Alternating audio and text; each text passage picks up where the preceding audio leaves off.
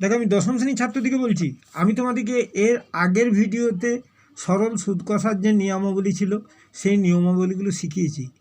এরপরে সেই নিয়মাবলী অ্যাপ্লাই করে আমি তোমাদের সুদ কষার অঙ্কগুলো করব, দেখবে অতি সহজভাবে করব। আমার ভিডিওগুলোকে লাইক এবং সাবস্ক্রাইব করো। আমার ভিডিওগুলোকে লাইক ও সাবস্ক্রাইব করলে দেখবে তোমাদের কাছে আমার ভিডিওগুলো পৌঁছে যাবে এবং সুদ কষার সমস্ত অঙ্কগুলো তোমরা পাবে। এখন আমি তোমাদেরকে একের অঙ্কটা করাচ্ছি। দেখো প্রথম যে অঙ্কটা আছে সেই অঙ্কটা করাচ্ছি, যদিও অঙ্কটা খুব সহজ, তবুও তোমাদেরকে করিয়ে দেখিয়ে দিচ্ছি ফর্মুলাটা অ্যাপ্লাই করে। দেখো অঙ্কটা কি বলেছে, একটি ছোট ব্যবসা করার জন্য দুই বন্ধু ব্যাংক থেকে 15,000 টাকা লোন নিলেন 12% হারে সরল সুদে। 12% হারে সরল সুদে 15,000 টাকা লোন নিলেন। 4 বছর পরে ওই টাকার জন্য তাকে কত সুদ দিতে হবে।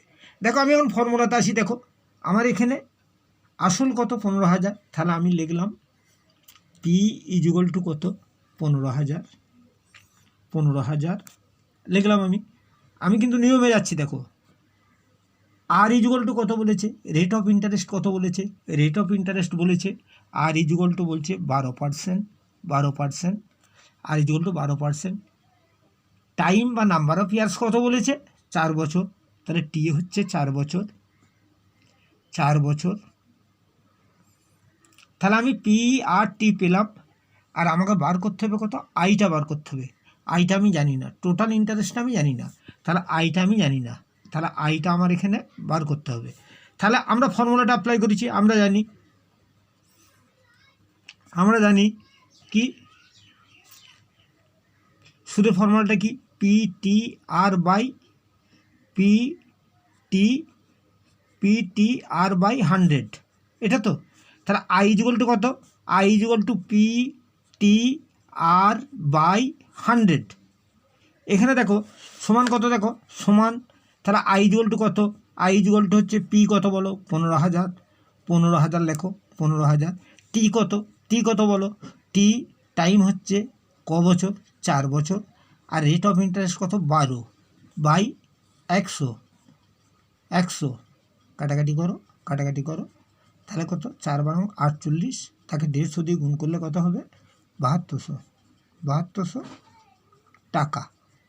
তাহলে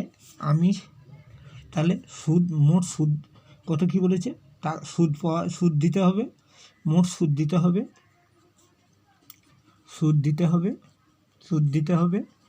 7200 টাকা।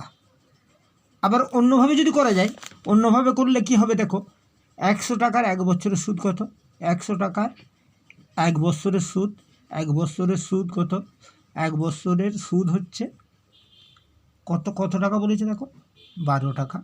হ্যাঁ 12 টাকা।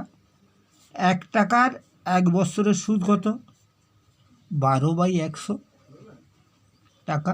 আর তোমার কত 15,000 টাকা, 15,000 টাকার 4 বছরের সুদ কত 12/100 গণিত 15,000 গণিত 4, কাটাকাটি করো 15,000, কাটাকাটি করো। এবারে এর দুটো শূন্য আর এর দুটো শূন্য কাটা গেল, তাহলে কত হচ্ছে 4, 12 দিয়ে গুণ করলে 12কে 150 দিয়ে 150 দিয়ে গুণ করলে 12 দিয়ে 1800, 1800কে 4 দিয়ে গুণ করলে হচ্ছে কত 7200